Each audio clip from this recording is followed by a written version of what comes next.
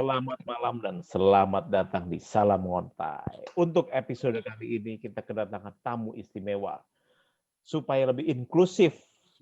Jadi gender inklusif, maka kami membawa rekan kami yang namanya Citra Maharani. Silakan perkenalkan diri Anda. Ya kan tadi udah lo kenalin Citra Maharani gimana sih? Oh iya benar. Oke. Pinter. Itu menunjukkan bahwa dia benar-benar kuliah di ilmu politik. Nggak kayak kita-kita ini yang salah jurusan. Oke. Untuk episode malam ini seperti biasa ada Bangkit, Dodo, kemudian ada Putat J, tamu misteri, dan Leo. Leo cuma lagi teleponan sama istrinya, jadi nanti dia nyusul di tengah-tengah. Sementara saya sendiri, Tom Che, alias Moderatore Il Primo. Malam ini kita akan membahas tentang film The Black Klansman.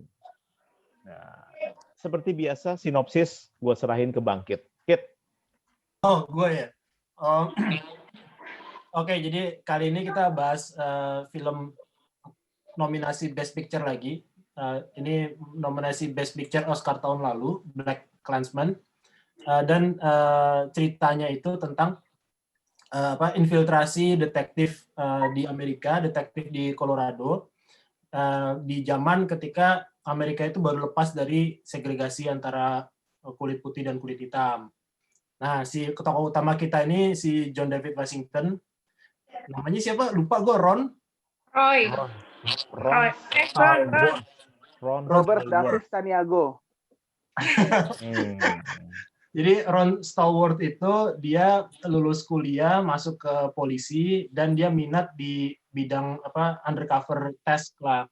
Nah, salah satu yang tugas dia pertama kan dia menginfiltrasi serikat mahasiswa di Colorado itu kan, ada ini pendatang pembicara dari luar. Yang tugas berikutnya yang seru, yang jadi inti cerita dari film ini, infiltrasi ke Ku Klux Klan. Dia cari gathering information lah ke Ku Klux Klan, padahal dia kulit hitam. Ku Klux Klan kan kita tahu bahwa mereka ini white supremacy kan. Jadi ini ceritanya jadi lucu di sini karena dia pertama kali join ke Ku Klux Klan ini lewat telepon, lalu kemudian lewat berkirim pos, tapi kemudian diminta datang secara fisik. Nah, dia harus tukeran peran sama partnernya si Adam Driver ini, si Flip Zimmerman. Nah, akhirnya mereka berdua itu berhasil mengumpulkan banyak informasi, termasuk anggota-anggota Ku Klux Klan yang bekerja di bidang pemerintahan, di public service. Dan mungkin di film ini nggak terlalu kelihatan ya, tapi ternyata cerita di bukunya, dan ini berdasarkan buku cerita kisah nyata, orang-orang yang terdata masuk di Ku Klux Klan ini, mereka dipindahkan, ditaruh, entah dikeluarkan atau diposkan di tempat terpencil, sehingga nggak punya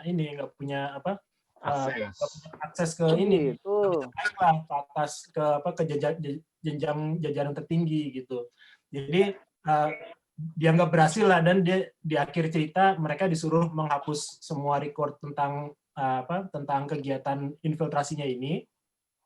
Dan si Ron Stallworth ini tidak boleh bicara tentang kasus ini sampai akhirnya pada tahun 2014 kemarin dia menulis dalam sebuah buku biografinya dia yang diangkat jadi film oleh direkturnya si Spike Lee ini. Hebat ya, Bangkit ya. Seperti biasa dia selalu meresearch apa yang ditonton. Iya. Benar. Depan. Thank you Bangkit. Depan. Sekarang kita kasih kesempatan untuk tamu istimewa kita, Citra. Lu kan udah nonton kan kemarin? Kan nih gue, maaf ya kalau amatir pengamatan gue. Di sini nggak ada level pengetahuan. Biasa nonton Kung Fu Hustle terus tiba-tiba nonton begini.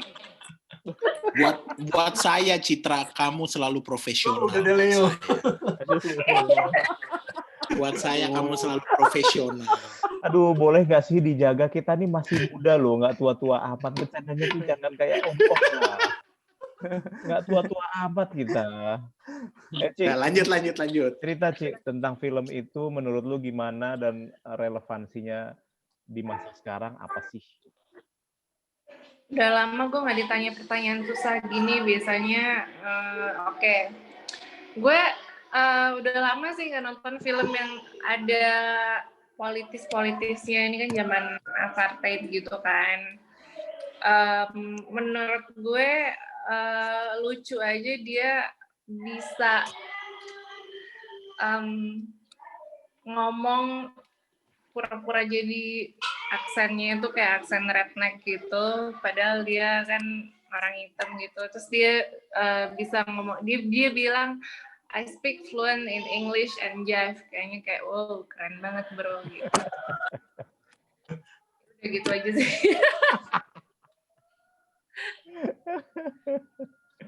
Aduh, sungguh ini ya. Gak berat ya review sungguh gitu doang kayak. kurang. I speak English and Jive. Oke, keren gitu. Terus nggak pengen komentar gitu pas lu lagi nonton, kayak misalnya keinget dengan hal-hal yang sedang terjadi sekarang, misalnya sekarang terjadi di Amerika, atau mungkin lu bisa menghubungi dengan apa yang terjadi di Indonesia. Menurut lu ada hubungannya nggak film itu? Duh, berat sekali pertanyaannya, Bapak berat, moderator Il Primo. Gue nanya doang, kalau nggak ada ya tinggal jawab nggak ada. Boleh gue lempar ke Leo nggak pertanyaannya? Boleh. Le, bantuin Le. Ya oke, OTW ke rumah kamu Citra. Tuh kan, aduh, gue bingung deh. Dia tuh yang paling muda loh, Leo, di antara kita tuh yang paling muda. Sikapnya sangat kepaman-pamanan gitu ya. Ketua-tuaan ya. Oke. Tapi gini Ci, harus dikembalikan dulu kepada moderatore Il Primo untuk dia kemana dia akan melanjutkan pertanyaan-pertanyaan ini. Bener. Tapi bolehlah Le, lo coba menjawab pertanyaan gua ke Citra dengan perspektif seorang perempuan. Kayak gini. Jadi film ini nih memang apa ya, menggambarkan secara cukup menarik bagaimana rasisme gitu ya. Rasisme tuh sebenarnya apa sih, kalau kacamata gue adalah bagaimana kita itu melihat orang itu tuh penuh dengan kecurigaan gitu. Karena orang itu tidak sama dengan kita, bisa secara fisik atau secara apa tuh, atau secara pemikiran dan yang lainnya tuh, kita selalu menganggap dia pasti berseberangan sama kita. Dan kalau kita ngomong, ternyata di dalam film ini nggak cuma hanya rasisme doang ya, ternyata di situ juga kalau kita lihat, kalau kita ingat waktu si Flip itu datang pertama kali ke rumahnya si Felix ya, yang dia si Felixnya tuh selalu curiga kan kalau si Flip ini kan orang Yahudi gitu kan. Jadi di situ kan digambarkan bahwa istrinya si Felix tuh kan sebenarnya dia mengetahui kegiatan suaminya, dan dia tuh sebenarnya ingin juga bisa berperan gitu. Jadi dia di satu adegan dia ngomong, itu lo kemarin ada kasus tuh apa namanya, meskipun tuh nggak bener ya beritanya, jadi katanya ada black people yang menyerang polisi, terus dia sampai bikinin clippingnya, tapi sama Felixnya tuh itu dianggap sesuatu yang udahlah, perempuan tuh lu siapin ini aja, siapin apa tuh dip apa sih makanannya itu aja, nggak usah ikut-ikutan ngomong di sini gitu kan. Jadi ternyata itu bahwa rasisme dengan penindasan perempuan ya, maksudnya dengan itu tuh satu paket gitu di tahun-tahun itu gitu. Jadi kita lihat memang si Connie-nya itu kan istrinya. Iya. Jadi kalau ini kesimpulan gitu. Iya, tapi itu di situ memperlihatkan bahwa power relation yang tidak seimbang itu akan melahirkan segala hal yang memang menyebabkan penindasan ya, dalam tanda kutip tadi, penindasan terhadap perempuan, lalu penindasan terhadap mungkin orang-orang kulit hitam. Jadi itu kan semuanya masalah power relation. Dan terakhir adalah dibawa ke, ini kan film kan setting awalnya adalah setting awal perang saudara kan, itu di rumah sakitnya konfederasi gitu kan. Jadi mereka bahkan berpikir bahwa orang negro itu sudah menjadi masalah sejak Confederation kalah gitu. Jadi mungkin itu awalnya seperti itu sih pandangan saya bagaimana. Tapi ya, terima kasih relation. Le, gue mau menggarisbawahi ini, gue ada pensil, gue garis bawahi.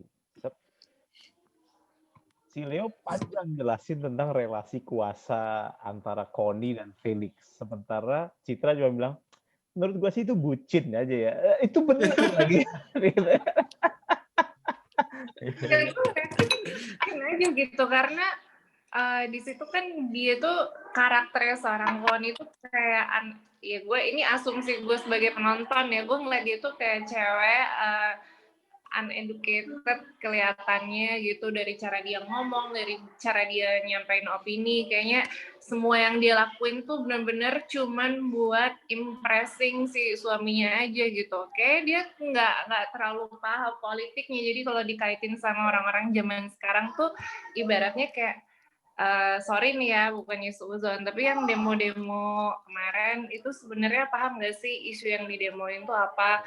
Apa kayak cuman bucin terhadap leadernya mereka, kalau si Kwon kan bucin terhadap suaminya gitu. Wah, luar biasa. Gue kayak kasih tepuk tangan deh. Ini analisa tertajam yang pernah muncul di dalam YouTube kita. Anak politik beneran nih. Iya. Enggak, tapi maksud gue harusnya ada mata kuliahnya itu berarti. harusnya ada. Tapi yang gue maksud ini harus gue kasih applause. Gue tuh dari kemarin berusaha nyari apa kata-kata yang tepat untuk orang-orang yang protes. Gue nggak ngomongin spesifik demo kemarin ya. Untuk orang-orang yang protes atau aktif di Twitter, tapi hanya ikut-ikutan itu loh, hanya untuk supaya bisa masuk ke segmen masyarakat tertentu supaya dianggap. Ya itu bucin. Jadi karena keyboard warrior ya. Iya, pengen mengimpress temennya atau mengimpress peer group-nya. Dia merasa butuh acknowledgement gitu ya kan. Acknowledgement, iya. Oke. Thank you, Ci. Tapi gue sangat berat hati, terpaksa emang harus nanya 2 orang lagi gitu loh, karena emang harus fair kan buat. Sebenarnya gue pengen ngebahas yang lebih masalah bucin, cuman ya udahlah kita tanya dulu. Putat. Ya, mengenai filmnya sendiri. Ya, pokoknya nggak usah panjang-panjang, lu tiru Citra tadi tuh. Nggak boleh panjang-panjang langsung. Singkat, padat, dan jelas. Singkat, padat, dan jelas. Kalau gue sih menyambung yang disampaikan oleh Leo tadi. Jadi memang tadi kan Leo bilang rasisme tuh satu paket sama apa, Le? Sama itu tadi patriarki segala macam tuh patriarki, penindasan. Iya, benar. Power relation yang tidak seimbang. Yoi, jadi memang yang namanya rasisme tuh selalu satu paket ya, sama patriarki, sama kemiskinan, sama sama tingkat pendidikan yang rendah. Makanya kan di awal filmnya kan dia selalu yang ada pertemuan Black Student Union itu kan dia bilang supaya dia terus belajar gitu kan ya. Jadi memang kayak tuh satu paket tuh di film itu. Lalu yang kedua juga mengenai rasisme juga, kayaknya memang semuanya di situ tuduhannya tuh kayak nggak ada dasarnya. Jadi pokoknya, ternyata memang sangat simpel banget hidup sebagai orang rasis ya. Jadi simpel bener. Jadi simpel banget, lu jelas banget hitam atau putih gitu. Kalau lu katanya kan kalau lu white supremacy gitu, berarti musuh lu adalah Jews sama orang hitam. Dan ini LGBT juga, jangan lupa. Dan LGBT. Jadi kalau lo misalnya hitam, musuh lo putih atau ABCD gitu. Jadi memang simpel banget hidup sebagai orang rasis, dan sayangnya kejadian yang dari dulu itu pun sampai sekarang juga masih diikutin ya, cara berpikir. Dan mungkin kalau di Indo mungkin kurang lebih ini ya, banyak bentuknya ya, jadi nggak langsung hitam putih, tapi ya. Kalau orang suku ini begini loh, orang suku itu begitu loh. Jadi banyak stereotype atau tuduhan-tuduhan yang sebenarnya nggak ada dasarnya, yang sebenarnya belum tentu benar juga. Gitu sih. Oke, udah gitu doang. Itu dulu aja deh. Oke, berikutnya Du. Nah, untuk Dodo nih karena pernah tinggal di negara yang rasis, yaitu Argentina, di mana not very kind to black people. Mungkin lu punya perspektif yang berbeda dengan kita juga. Ya, kalau ngomong masalah rasisme kan kayaknya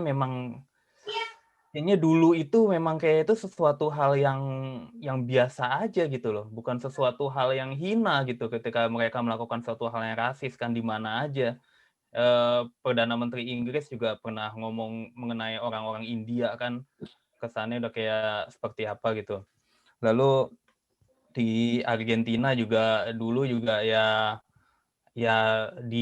boleh dibilang di terminate secara sistematis lah orang hitam ini yang dari tadinya 30% gitu ya populasinya di kota Buenos Aires, akhirnya sama sekali hilang sama sekali gitu loh. Sekarang nggak ada lagi komunitas orang kulit hitam di sana. Jadi dulu tuh adalah hal yang biasa aja gitu loh, dan ini bukan proses ya akhirnya ada gebrakan-gebrakan kan dari scholar-scholar gitu kan mengenai perdebatan mengenai ini, dan akhirnya ini menjadi suatu Tabu hal yang yang tabu gitu loh. Nah, ini melihat bahwa hukum itu nggak selamanya sesuatu yang benar gitu loh. Karena kayak apa, apartheid itu kan secara legal kan ya secara hukum itu kan dibukukan gitu loh, dan itu bukan suatu yang tepat gitu loh. Makanya taat pada hukum, nah kita harus tahu hukum itu adalah produk dari kekuasaan saat itu, dan kekuasaan saat itu ya belum tentu benar juga kan. Gila. Kalau Dodo tuh langsung kaitannya dengan supremasi hukum dia. Tapi dalam hal ini dia bilang hukum juga harus dikritisi karena yang bikin orang-orang juga kan. Jadi tergantung kepentingan orangnya. Gue juga pengen cerita tentang film ini karena skripsi gue pas kan tentang multikulturalism kan. Iya. Jadi, Masih inget ya, hebat.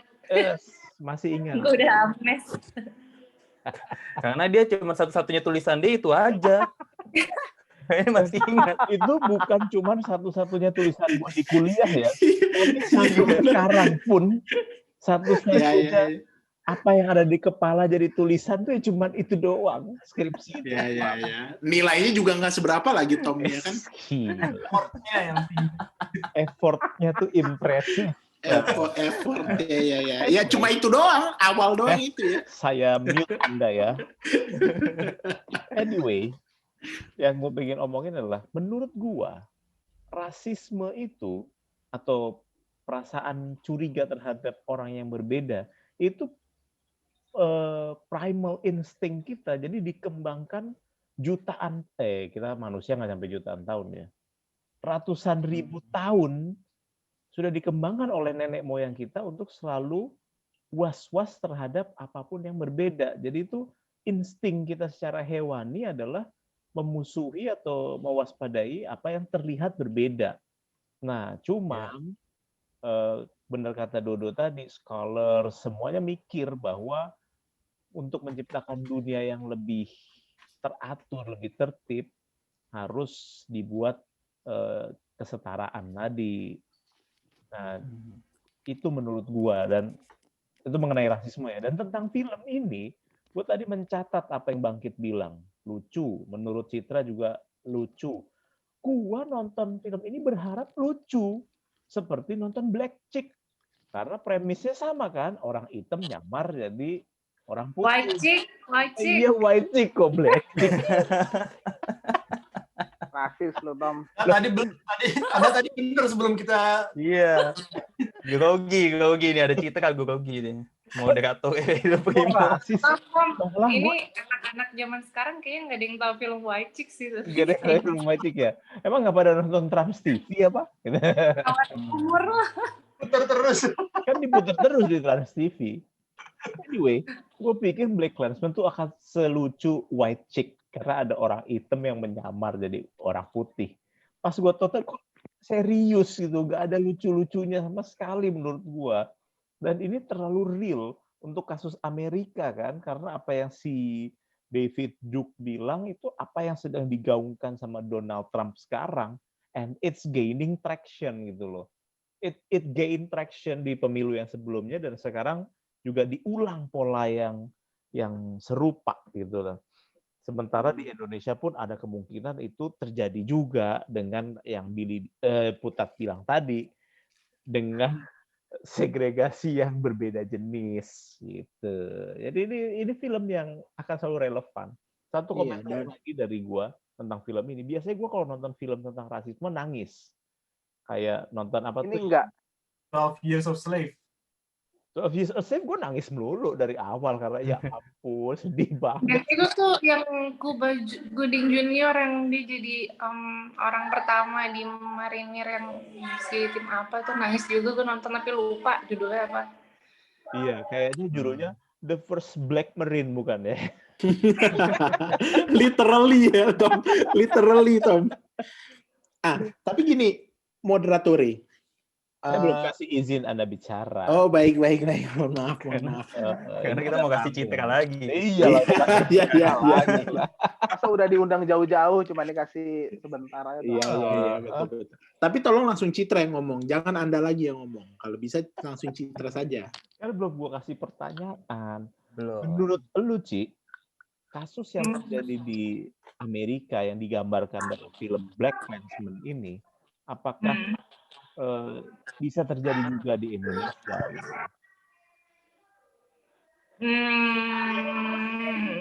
Maksud lo kayak dari sisi rasismenya gitu atau dari sisi politik pecah belahnya nih?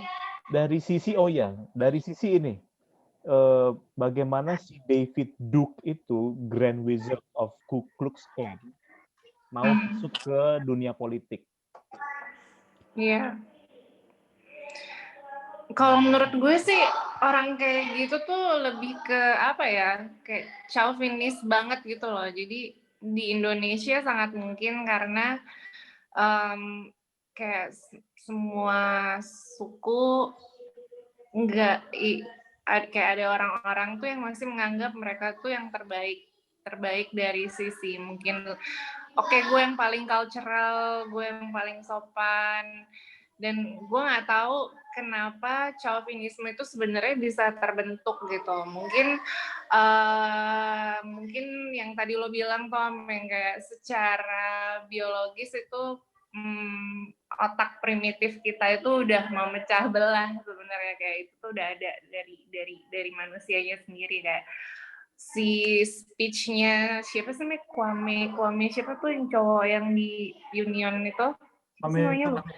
Kwame Ture. Wah, nah, dia kan ngomong Ketiah. Iya, terus dia tuh ngomong gini waktu gue inget tuh, dia ngomong we have to show that we are beautiful gitu. Jadi we have thick lips, kayak hidung kita nggak mancung, bibir kita nggak tipis, kulit kita nggak putih, tapi doesn't mean we're not beautiful gitu. And we must show them kita tuh beautiful gitu. Mungkin tuh berangkat dari situ juga. Orang yang rasis tuh nganggep hitam jelek gitu kan, bisa aja kayak gitu. Dan itu contoh ya Kit ya, bukan personal attack ya Kit ya, itu contoh.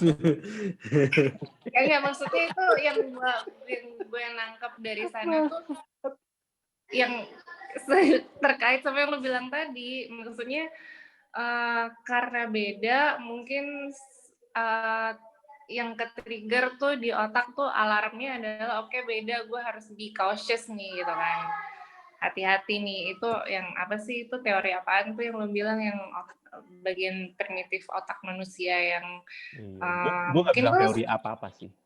Iya, survival instinct. Jangan tanya teori ke Tommy. Jangan. Survival instinct lah, lu beda berarti lu bahaya, mungkin gitu. Tapi kalau lu beda but lu beautiful ya, mungkin nggak akan ada kebencian yang muncul atau nggak akan ada fear yang muncul. Cuman karena beda gitu. Jadi lebih ke karena perbedaan itu tadi aja sih. Belibet ya gue. Oh enggak. Jelas. Clear. Jadi apa yang Citra bilang tuh kan intinya nggak hanya berlaku di masalah suku atau warna kulit ya kan. Tapi tadi tadi gue senang kata-katanya cultured, ada yang merasa lebih cultured. Itu kan yang terjadi sekarang. Oh, gue jadi ngomong mulu nih. Orang yang merasa lebih tahu mengintimidasi orang-orang yang nggak tahu, bukannya diajarin tapi malah diintimidasi. Oke, tadi Leo pengen ngomong apa? Oh, ya cuma tambahan sedikit. Memang ini salah satu lagi yang menyuburkan praktek ini adalah sebenarnya religion ada perannya juga gitu ya. Oke, jadi Anda bilang agama adalah akar dari segala masalah. Itu yang Anda bilang. Ya, jadi kalau kita lihat ya kemenangan misalnya ya orang bilang salah satu presiden yang paling rasis itu sekarang adalah Presiden Amerika ya. Jadi lucu juga kalau lihat film ini, terus lihat Amerika sekarang seakan-akan dia mundur lagi gitu ke tahun segitu gitu kan. Tapi itu yang seperti gue pernah bilang kemarin, ada temen yang dia tinggal di luar negeri di sana gitu ya, dan dia memang dan dia mendukung Donald Trump itu untuk alasan-alasan yang memang bersinggungan dengan agama, kayak misalnya Demokrat Biden itu kan cenderung untuk mendukung aborsi LGBT. misalnya gitu ya, LGBT aborsi, dan itu ujung-ujungnya ke agama. Nah, kalau dihubungkan dengan katanya Citra tadi bahwa ada orang yang merasa lebih culture. Nah, kadang-kadang kan kita beragama ini kan sangat prone ya, sangat rentan untuk merasa lebih culture, lebih suci, lebih baik. Nah, itu perasaan itu tadi juga yang mendorong itu tadi adanya rasisme, adanya patriarki itu sebenarnya berakar dari situ juga, bagaimana kita merasa lebih baik daripada orang lain gitu sih. Ya, perlu dicatat ya, mungkin itu di agamanya Leo, gitu ya.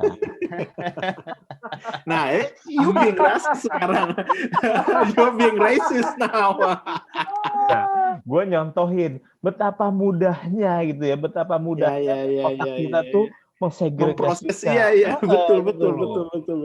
Iya, Iya, betul. Itu contoh yang sangat benar. Ya, Putat. Tapi nggak mungkin tadi kalau mengenai agama, tapi kan orang-orang yang yang basis agama atau orang kanan lah dibilang kan, atau disebut orang konservatif, sebenarnya kan dari kata sebenarnya kan disebut conserve gitu kan, dia ingin menjaga kan. Jadi sebenarnya menurut gue iya mungkin dia merasa lebih suci atau lebih, tapi dia lebih ingin menjaga sih kalau gue lihat. Jadi ada satu hal baru yang mungkin dia nggak paham, suatu hal-hal yang lain yang di luar dengan kebiasaannya, dia cenderung buat menutup diri, ingin menjaga, dia ingin conserve gitu. Makanya kalau di itu kan dia bilang kan, oh ini orang-orang hitam yang semua yang jelek lah pokoknya kan, semua yang jelek kan, ditempelin sama identitas orang hitam, sedangkan yang bagus-bagus tuh yang orang putih. Jadi maksudnya apa, Putat? Jadi maksudnya dia sebenarnya lebih cenderung ingin menjaga nih, ceritanya menjaga nilai-nilainya atau cara hidupnya dari karena takut terkontaminate ya, takut status quo mereka diubah sama orang-orang baru ini ya, dalam hal film adalah orang hitam. Karena ngerasa paling bener tadi juga sih, yang ngerasa paling bener aja, maksudnya agama dia paling benar atau rasnya agamanya dia Leo ya paling benar. Agama Leo. Leo merasa agamanya paling benar, tapi padahal gue nggak ngomong apa-apa dari tadi. Nah, tapi berarti benar soal survivability tadi ya, si Tommy balik ke situ ya, mempertahankan status quo itu kan adalah salah satu naluri survive juga ya kan, mempertahankan status quo itu. Ya betul, tapi gue juga seru ya, maksudnya Bangkit sama Dodo ada yang mau ditambahin nggak?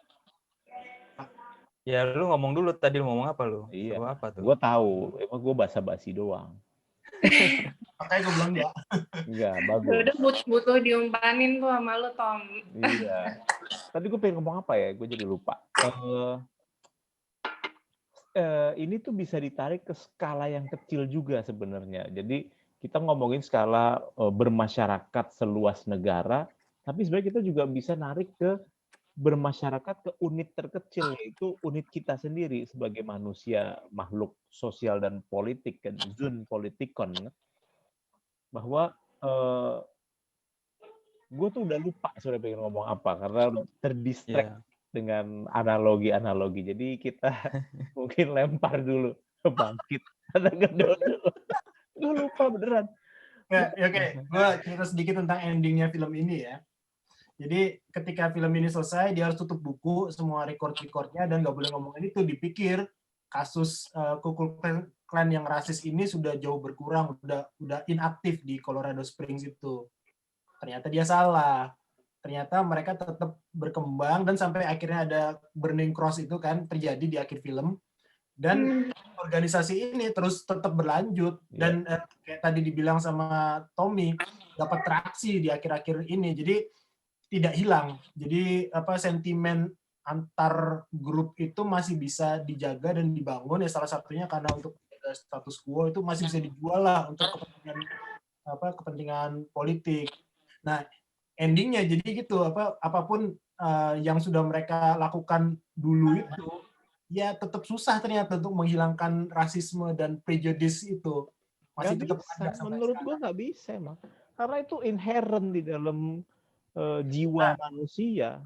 Nah, untuk nambahin sedikit, kalau gue bilang ya, bagaimana cara bisa menghilangkan perasaan-perasaan in-group, out-group, discriminatory, and prejudice dan rasisme itu, masyarakat yang mengglobal. Ketika kita banyak bertemu dan berinteraksi dengan orang dengan latar belakang yang berbeda, itu akan terbentuk suatu budaya multikultur kayak yang lu garap tulisan lu itu. Gila ya.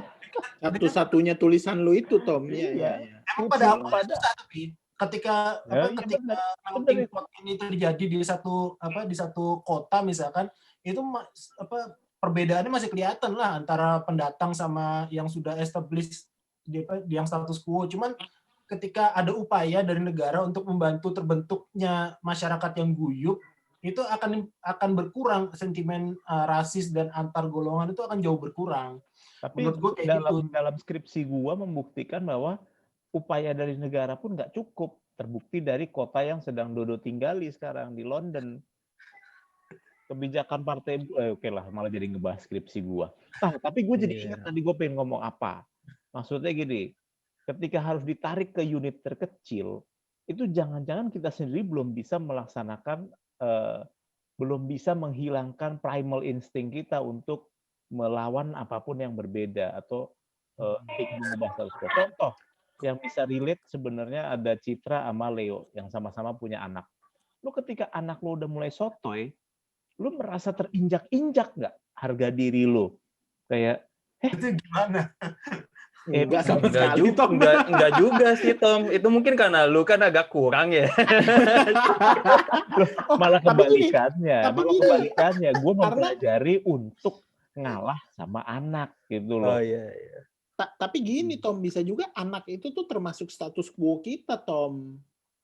Dia tuh termasuk ada di dalam circle kita. Cuma kalau misalnya anak kita misalnya nih main sama, ini sering gue alamin waktu gue tinggal di Sydney dulu. Jadi kan gue punya teman banyak sesama orang Indonesia lah gitu kan yang suka itu kan, dan punya anak-anak juga. Nah itu kadang-kadang ketika dia sudah, misalnya anak gue udah mulai lagi main apa gitu ya dengan enaknya, terus ada anak yang dateng yang terus mulai ngajak ngajak main yang lain atau apa tuh, kita kayak juga yang aduh nih ngapain sih nih anak gitu loh. Jadi ya itu mempertahankan posisi yang dimana kita lagi enak-enak ngawasin dia lagi santai main, tahu-tahu ada anak lain datang mengajak dia main yang lain, sehingga kita harus menyesuaikan. Nah itu yang gue bilang analoginya tadi mirip dengan Bangkit bilang tadi, bagaimana kita harus mampu, atau lu bilang tadi Tom, bahwa kita harus mampu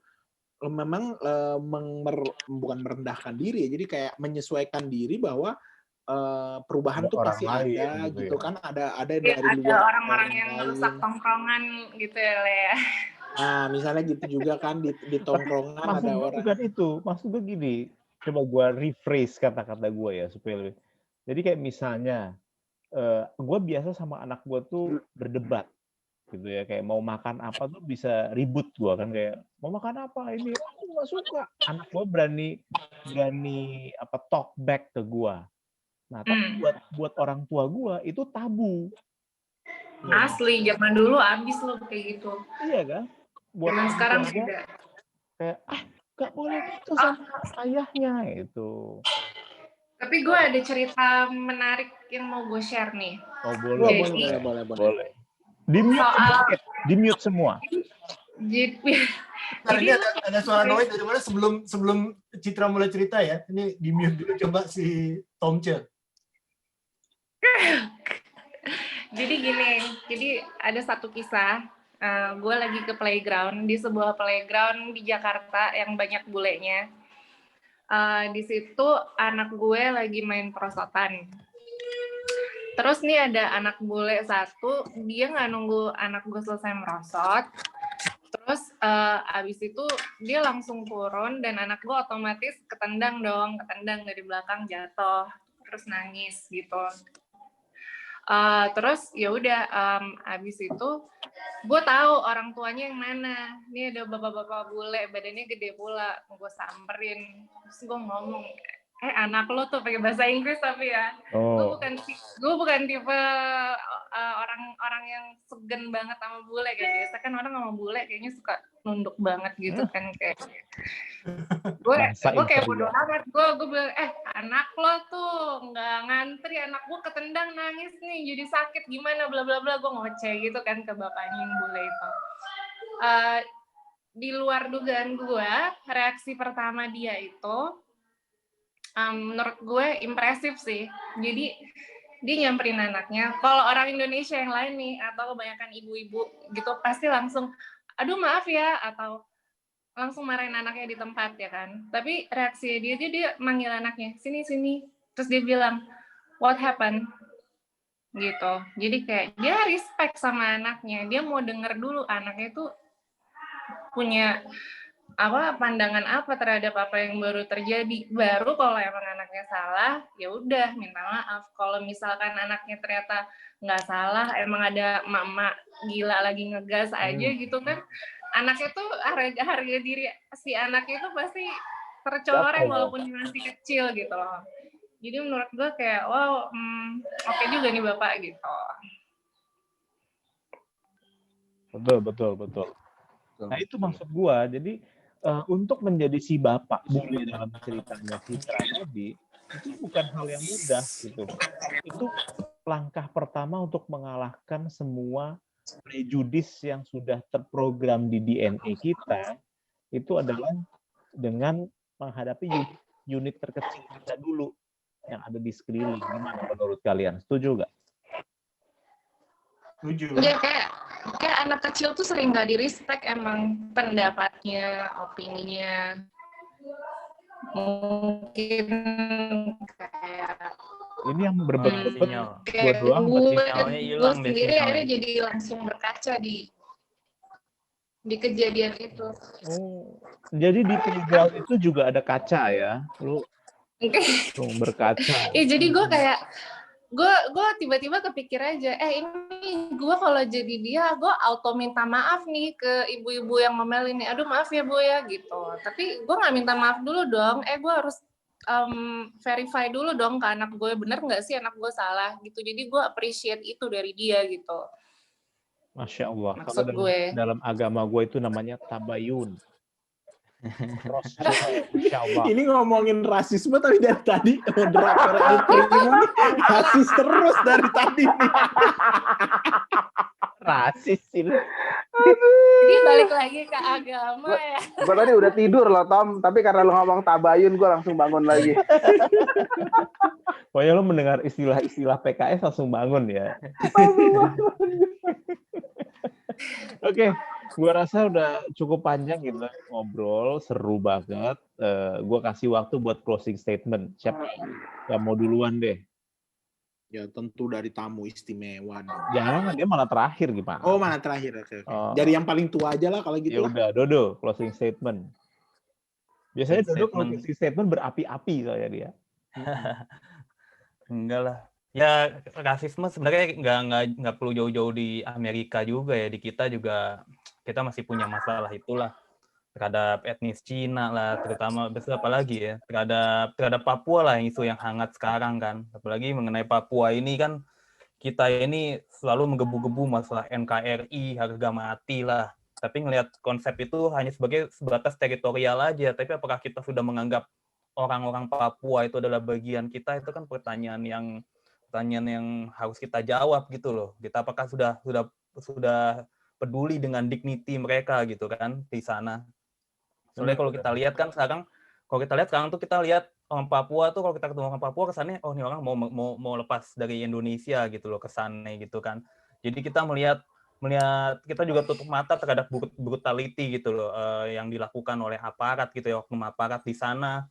Dan ada sebagian juga yang kita mungkin menganggap mereka ya wajar digituin karena mereka mau lepas dari Indonesia kayak gitu kan. Nah itu kan pemikiran-pemikiran yang perlu diluruskan gitu loh.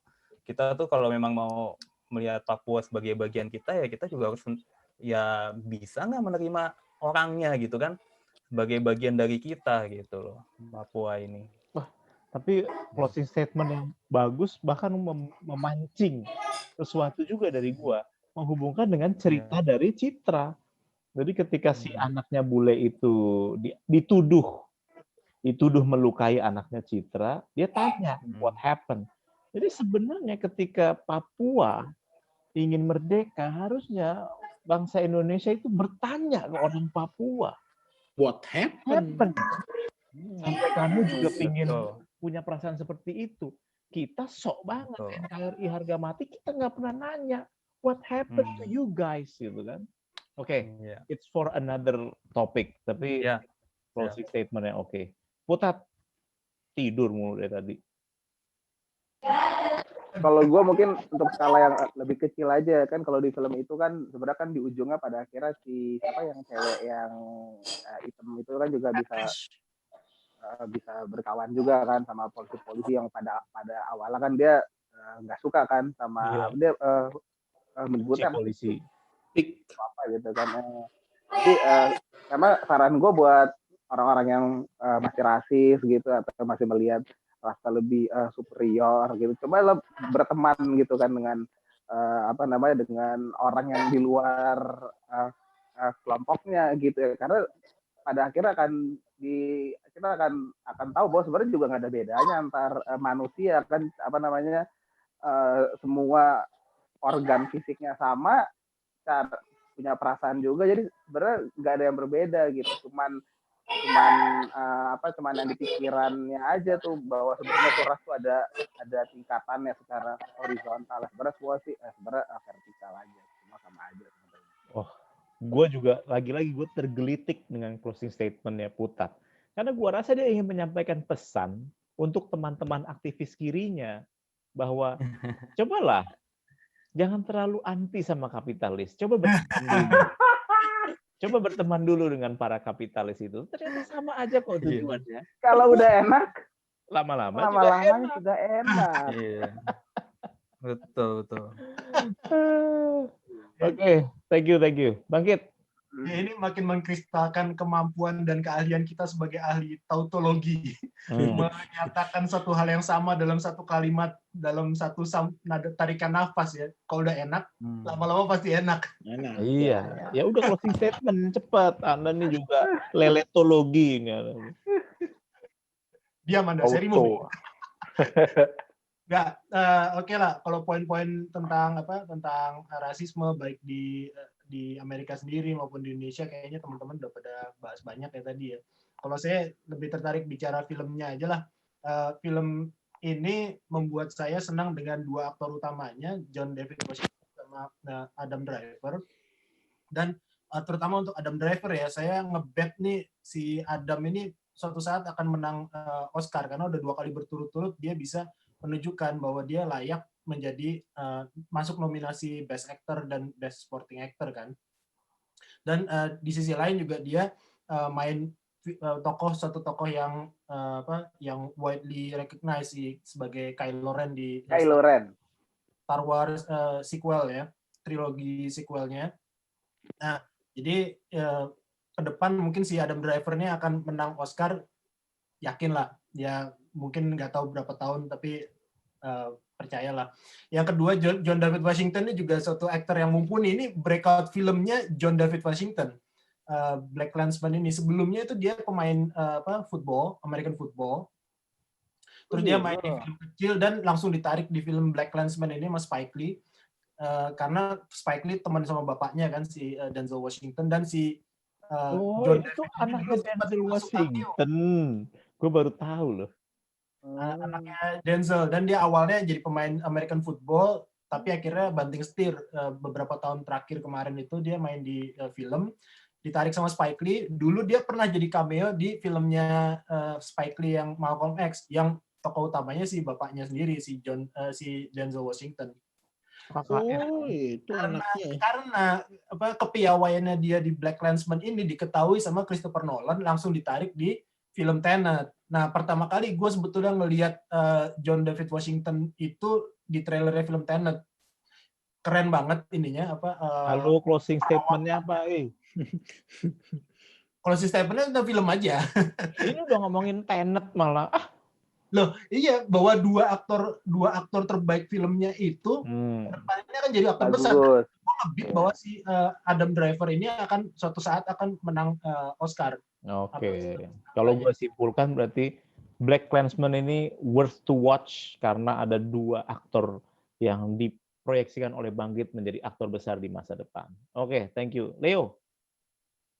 Ya, kalau tadi kan semua udah dari sisi global, dari sisi lokal udah dibahas, tapi kita seperti yang tadi Tommy bilang ya, kita kan udah punya keluarga, kita punya anak ya, anak ini kan nanti akan meneruskan generasi selanjutnya. Nah, ini jadi tugas berat juga buat kita untuk jangan sampai kita sebisa mungkin tidak mewariskan hal-hal seperti ini, karena sebenarnya di masyarakat Indonesia nih kayak gini nih masih banyak juga nih, bukan masalah orang hitam doang atau tadi yang Papua Dodo pernah ngomong, tapi bahkan stereotyping antar suku itu masih sangat sering terjadi gitu loh, dan itu diwariskan dari generasi ke generasi gitu loh. Nah, jadi bagaimana caranya mungkin kita juga harus mawas diri bahwa semua ini harus at least berhenti di kita, meskipun itu memang nggak bisa semudah itu, tetapi at least dengan selalu berpikir empati ya tadi ya, bagaimana kita menempatkan diri kita di posisi mereka, bagaimana kita mau berteman dengan mereka, bagaimana kita mau mengerti tentang custom-nya mereka, tentang kehidupan mereka, harusnya kita bisa lebih baik mewariskan ini, tidak mewariskan hal-hal seperti ini ke generasi penerus kita. Kira-kira gitu. Wih, keren. Luar biasa. Gila. Ini Kayak khotbah loh, Le. khotbah Iya, benar. Kayak khotbah. Iya, kayak khotbah Khotbah minggu. agama saya ya. Oh, kalau giliran yang baik-baik di monopoli. Anda ini. Tapi benar. Good point. Thank you, Le. Ya, sama-sama. Citra. Nah, ini dia. Tolong di-unmute dulu, Ci. Oh, udah. Udah. Ya intinya sih gue mau bilang ini filmnya bagus banget. Thank you udah direkomend ke gue. Gue seneng sih gue nonton film ini.